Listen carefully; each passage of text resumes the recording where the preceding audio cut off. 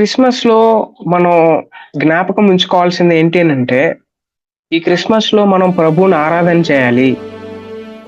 మన క్రిస్మస్‌లో ప్రభువు లేకోకుండా మనం ఈ క్రిస్మస్‌ని ఎట్టి పరిస్థితుల్లో జరుపుకోలేం. ప్రభువు ఈ లోకానికి శరీరధారిగా వచ్చిన ఆ సందర్భాన్ని గుర్తు తెచ్చుకుంటూ, మనం ప్రభువుని ఆరాధన చేయవలసిన వారంగా ఉన్నామనేది మనం గుర్తుపెట్టుకోవాలి. అయితే ప్రభువుని మనం ఆరాధన చేసేటప్పుడు మనం 5 కోణాల్లో మనం ప్రభువుని ఆరాధన చేయొచ్చు.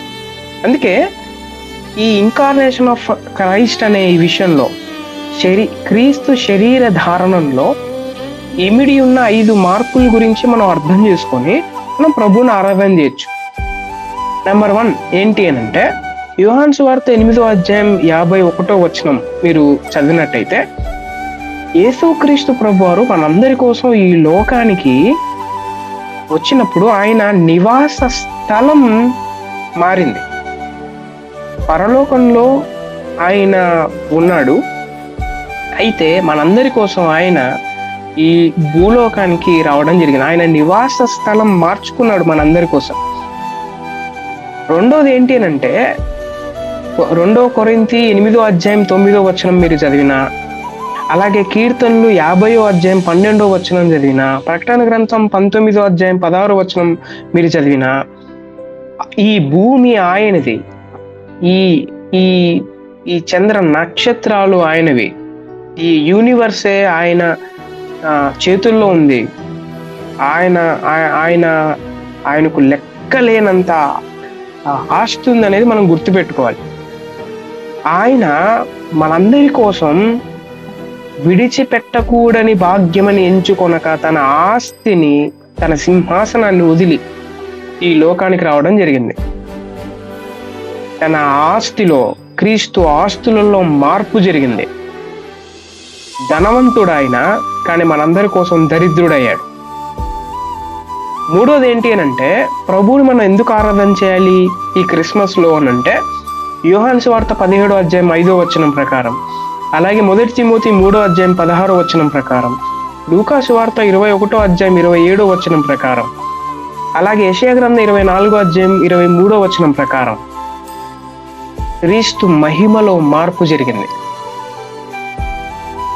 ఆయన్ను ఎవ్వరూ చూడలేరు, ఎవ్వరూ సమీపించలేరు.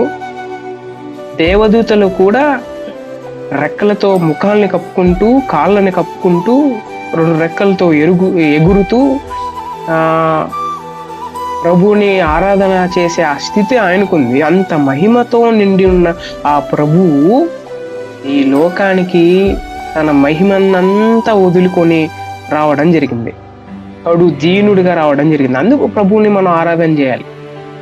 4వది ఏంటి అనంటే, ఆయన స్థాయి మారింది. ద పొజిషన్ చేంజ్ అయింది. యోహాను సువార్త 1వ అధ్యాయం 18వ వచనం, ఫిలిప్పీయులకు రాసిన పత్రిక 2వ అధ్యాయం 6వ వచనం, హెబ్రీయులకు రాసిన పత్రిక 10వ అధ్యాయం 7వ వచనం, అపోస్తలుల కార్యములు 2వ అధ్యాయం 33 నుంచి 36వ వచనం వరకు చదివితే ఆయన స్థితి, ఆయన స్థాయి ఎలా మారిందో మనం అర్థం చేసుకోవచ్చు. మనందరి కోసం ఆయన స్థాయి మార్చుకున్నాడు.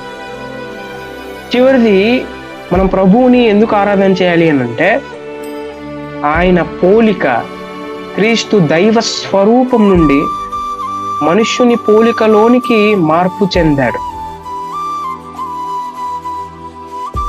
ఇక్కడ ఇంపార్టెంట్ పాయింట్ ఒకటి గుర్తుపెట్టుకోవాలి. ఏంటి అనంటే, ఆయన పోలిక మారింది అనంటే ఆయన వ్యక్తిగత గుర్తింపు మారలేదు.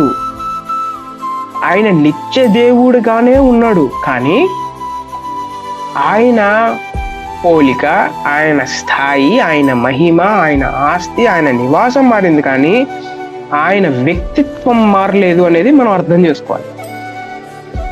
ఆయన మనందరి కోసం ఎంత తగ్గించుకున్నాడు.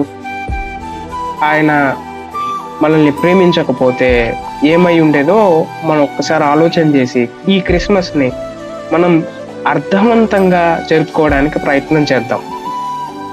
So God bless you all. Happy Christmas.